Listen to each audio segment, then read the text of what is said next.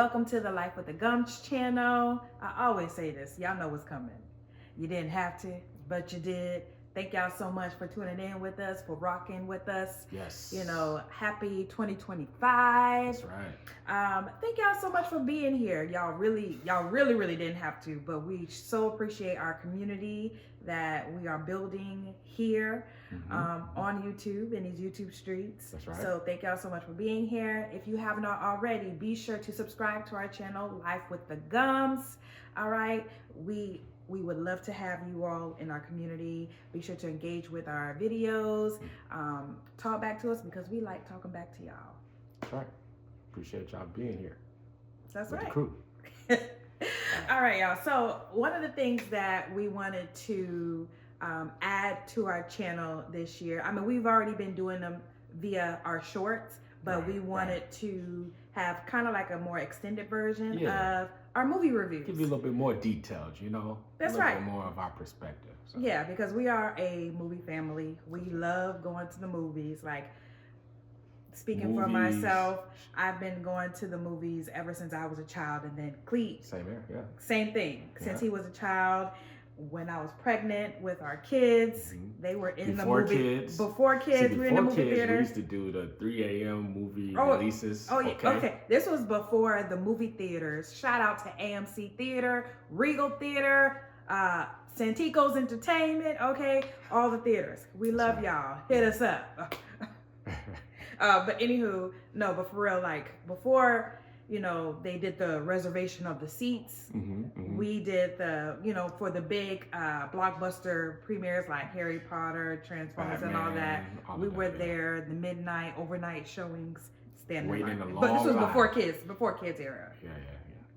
Yeah. So we're real moviegoers. We're real moviegoers. When we got pregnant with the kids, they were in the belly listening to the movies. I always tell this story to people. When we were pregnant with our first kid, Aiden, we went to go see one of the Marvel movies, and literally, like, he was in there kicking up a storm. He was in the scene with him. Yeah, he was in the scene in the Marvel movie. So I already knew our kids were going to love the movies. Side note, but to present time, they are moviegoers. To this day. To this day. Yeah. Yes. They love going to the movies as well. And we like shows too. We like shows. Yes. So as Kim breaks it down, we're also going to talk about shows that we're watching together. Right. And, you know, I might get into that in my other channel. Shout out Cleet the Geek. Cleet the Geek. Cleet the Geek. Oh. she always say that's a little inside. You know, when she bigging me up. And then Rocket just said hello. Yes. But anyway, on my other channel, I might get into some of the shows I'm watching as well. But we watch shows together. You know, we have our little routine of shows we watch together. So yes. So shows, movies, and more to come. You know, whatever else we want to get into. That's right. So that was our little intro. That's right. For our movie review. And for today's review, you know, over this weekend, we had the pleasure of watching on this opening weekend, Just One of Them Days. One of Them Days with Keke Palmer and SZA. Yeah. And it was produced by Issa Rae. Shout out to Issa Rae. Yes, shout out, you know. If you want to put us in one of your movies, we down. Hello. You know what I mean? You know, I don't know what we're gonna do, but we could be like, we could be goofy, we could be, you know, we could be serious. Yeah. Whatever, but you know, we're down. But anywho, we saw that movie last night, and it was a really good movie. Yeah, so let's go back. So if y'all saw the quick review, we talked about like, I give it an 8.5. I think Kim said I said an 8. Upon further review. Upon further review. we talked about it. We got some things we're gonna discuss in this review. Yes, sorry. And you might hear our dog in the background. So yeah. I just want to give that caveat. Yeah. So you know, we discussed it a little bit more, and I think I'm gonna give it a solid 7. Okay, and we're gonna talk about why it kind of went down a little bit, but still a great movie. Still recommend that y'all go check it out. It's definitely worth watching. It's worth a go see in the movie theater for sure. Yeah, it's a good movie. It really is a good movie. I just think there's certain things that didn't get flushed out that we'll talk about in a few minutes. Right. I'm gonna just walk around the camera real quick and go see what's up with the little guy, and then I'll be right back. Talk amongst yourself. talking amongst ourselves. So anywho, y'all. So while he went to go do that, like I said, thank y'all so much for being here. Just make sure you are subscribed to our channel and also hit that notification bell, okay? So you can be with us on the updates when we give updates, when our videos drop, when our shorts drop, and we're gonna go live this year. So check out for our live videos.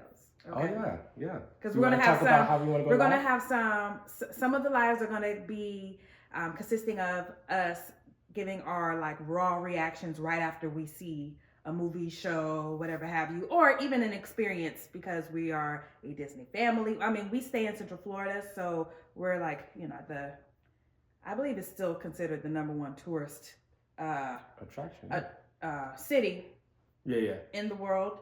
Tourist capital of the world. Yeah, tourist capital of the world. So we have a lot of things going on here in Central Florida. Yeah. So you'll get our raw reactions with that and when we travel. So stay tuned. Stay tuned. All right. So let's dive into the review. Okay. So, just one of those days. It is a movie that takes place in present day, right? 2025 or LA. Probably 2024 LA. Mm-hmm. And it is about two friends, best friends, look like they're, it's evident. Oh, before we go further, spoiler alert, right? They're going to be spoiler alert. Oh, yeah. So if you have not watched the movie, you might not want to watch the review. Yeah, this is not a spoiler-free review, all right? So at this point, you want to stop it, and, you know, we appreciate you being with us up until this point. But now, this is for everyone who saw the movie. Yes. Or, you know about the movie, right? So it's two friends, present day LA. Drew and Alyssa. Mm-hmm. Drew is played by Keke Palmer. And then Alyssa's played by SZA. Right. So now, basically, it is a nostalgia take on, in our opinion, on Friday, right? Yeah. It's like Friday takes place in LA, and it follows Smokey and the main character, which is Ice Cube. I don't know his character name. I can't think of it right now. We're supposed to know these things. Come Yeah, on, we can't lose our black cards, okay? Oh yeah, you're right. But I know Smokey now. Everybody knows Smokey. Anyway, it is literally that same type of feel where Craig Jones. Craig. Oh, Craig. Come on, Craig. Oh, yes. Come on, Clea. You knew this. Hey, don't judge me, man. Hashtag no judgment. Let me keep my black card, okay? I knew who it was, all right? We listen and we don't judge. All right. Anyway, Craig. So you got Craig and Smokey, right? And then it's like they are tasked with trying to come up with some money by the end of the day so they can pay Big Worm, right?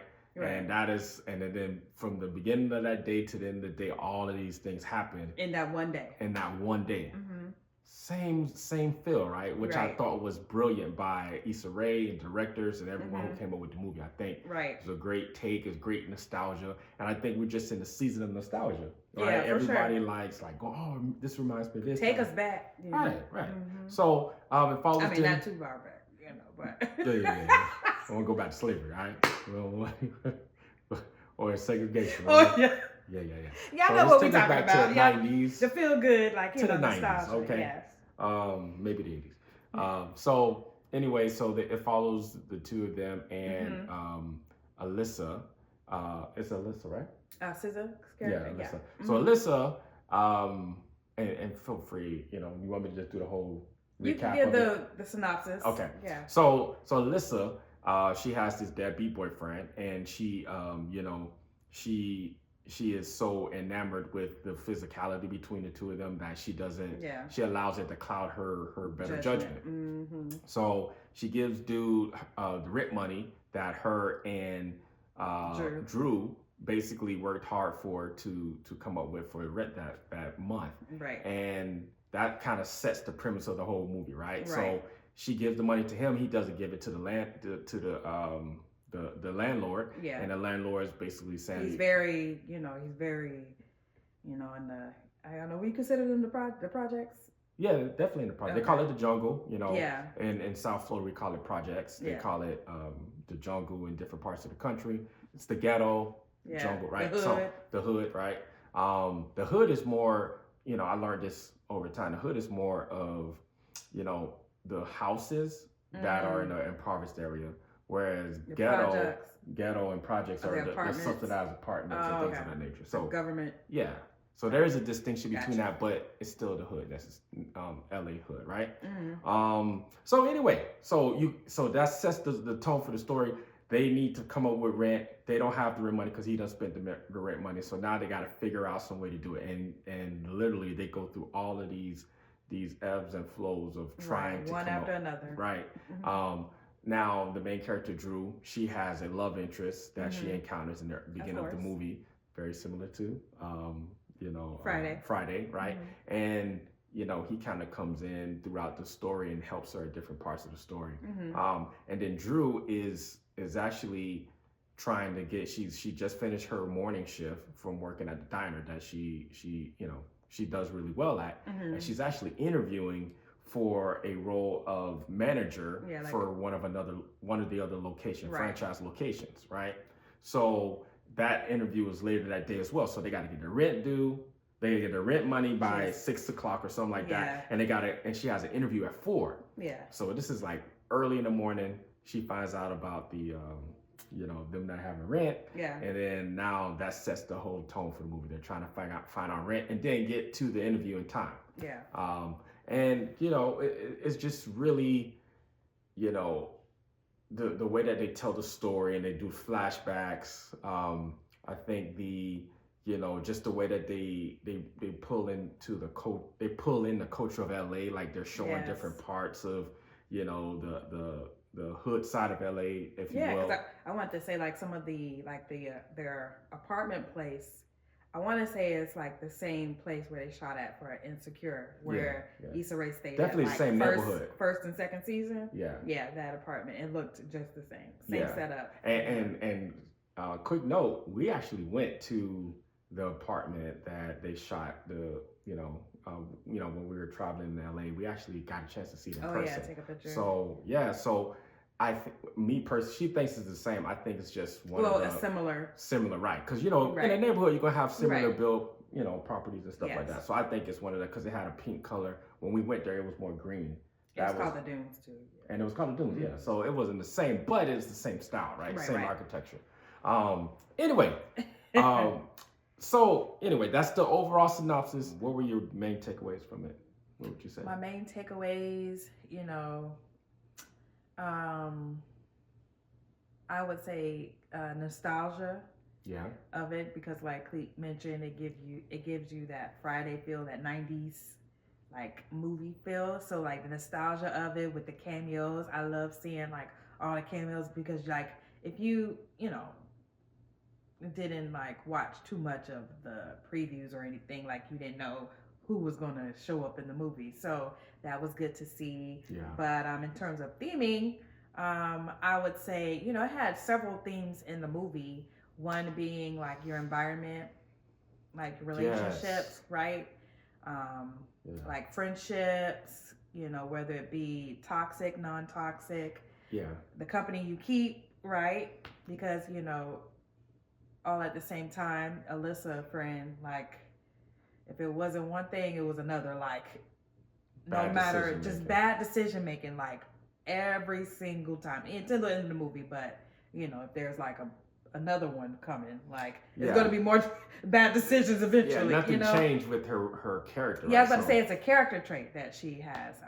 So I think that's big. Like while it did show a powerful representation of friendship, it also showed the toxicity of friends that you may have grown up with. Mm-hmm.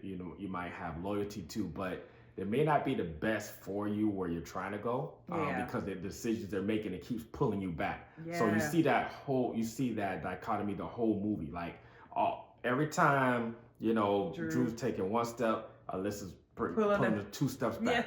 Right? And it's a crazy thing because that is it's reminiscent in every culture, but very much we have the Black experience, so we're gonna relate to our culture. Yeah. And I think that is something we've come up with a lot, right? Like, oh man, these are my boys, these are my girls, this is my people. However, if they're not, with the same mindset, they're not going for the same things you're going for, a lot of times they could throw you off track. So you saw that explored, and it's a movie, right? So it ends well. Yeah. But we know in real life it don't always end like that. So Right. that was something that was interesting. What else you had?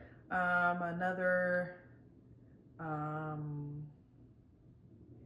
I guess thing that stuck out. Let me think.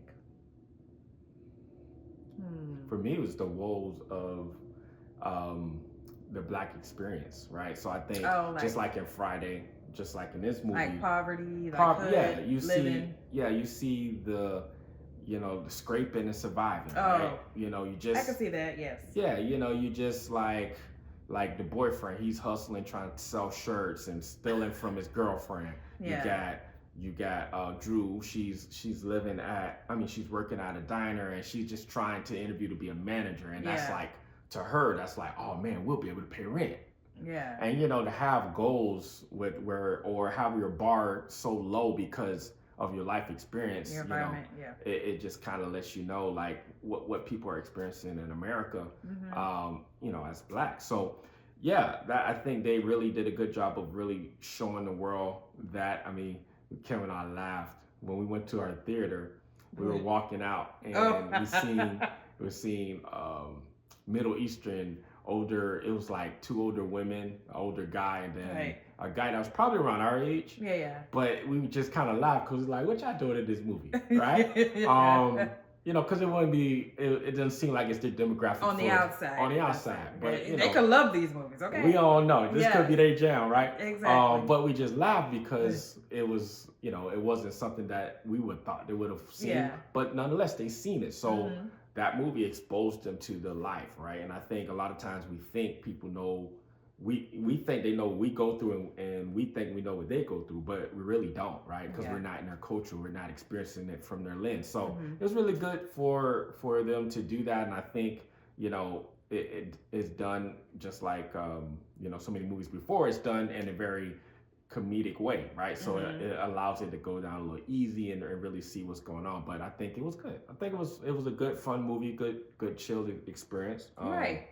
Let me see. And definitely, it's a comedy, so definitely love the comedy relief. Now, one thing, like, reading some of the like reviews and on social media and things of seeing people like, oh my gosh, it was like so hilarious and all that. I was expecting some belly rolls. I didn't personally do any belly roll laughs. I did laugh though all throughout the movie, but it wasn't like belly roll laughs. There's a lot of clever lines. Yeah. I would say so. This is something Kevin and I discussed in the car ride home. I think for us, and you'll see in our reviews, you'll see the ones that we kind of have an affinity to. We're goofy, right? Yeah. So we tend to like the goofy comedy, the Martin style comedy. The Kevin Hart is goofy. Even The Rock, right? Yeah. Or Jim Carrey, Will Ferrell, right? So we're goofy. So we kind of, we lean towards that kind of comedy. Now this is more of a there's some silly parts, which is probably the parts we were laughing at the most. And I think shout out to Keke Palmer. Like I think she carried the role so well. She did. She had this little like character thing she was doing where she, like with her voice, it was really funny. Like the way she would say certain words. Yes, I was about to say certain phrases. I laughed at some of those. Yeah. And it was like the scene wasn't even really like a funny scene, but the way she talked in it just brought in the comedy. So shout out to her, leading this role and just really carrying the whole scene. SZA. Shout out to SZA. Coming, from past experiences of seeing some celebrities like venturing from one realm of what would you call it? One genre? No, not genre. It's one like coming from basically like music, being a musician, singer to acting to sing. Whatever place they're moving into now. So in her case specifically, going from a singer to now acting, like she did good. She did really good. Like I forgot like throughout the movie that she's a singer. Yeah, and maybe that helped because I don't really listen to her music like that. Yeah. So I didn't have that reference of seeing her in music videos and stuff like that. But to hear like, oh, she's a singer, I couldn't tell. She was a solid actor. Yeah. And I think everyone did a good job. Like there's certain movies like this that I think it gets dragged down because the acting isn't good. Not the case with this. Nobody was a weak actor. Like I can't think of anybody. not the boyfriend, nobody gave me like, that was lame. Yeah. You know, no, Yeah. yeah, everybody just, now there was some goofy parts, like King Lolo was a little over the top, Yeah. right? Like he was like, I'm a gangster. Yeah. It's like, really? Nobody acts like that. Yeah. So anyway, why did I go down to a 7? Deduct.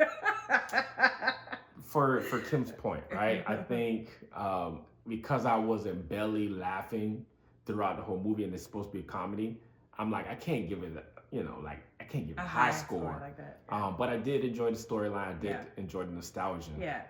It is something that if it came on regular TV, I'll watch it again. Yeah. You know what I mean? So I think that warrants a solid 7. I agree. Yeah. All right. So we broke it down. We gave y'all themes. We gave a recap. Synopsis of the movie. Anyway, hey, we just diving into this. It's 2025. That's right. We're excited to bring content to you guys and just get used to, being in front of you and talking about the stuff we love. That's right. So if y'all have not seen it, go check out One of Them Days. It is currently in theaters now at your local theater. All right. Until next time, don't forget, y'all, subscribe to our channel. We are Life with the Gumbs. This is Cleet. And I'm Kimberly. We do have our son and daughter, Aiden and Paris, and our toy Golden Doodle Rocket. So thank y'all for doing Life with the Gumbs. Until next time, bye.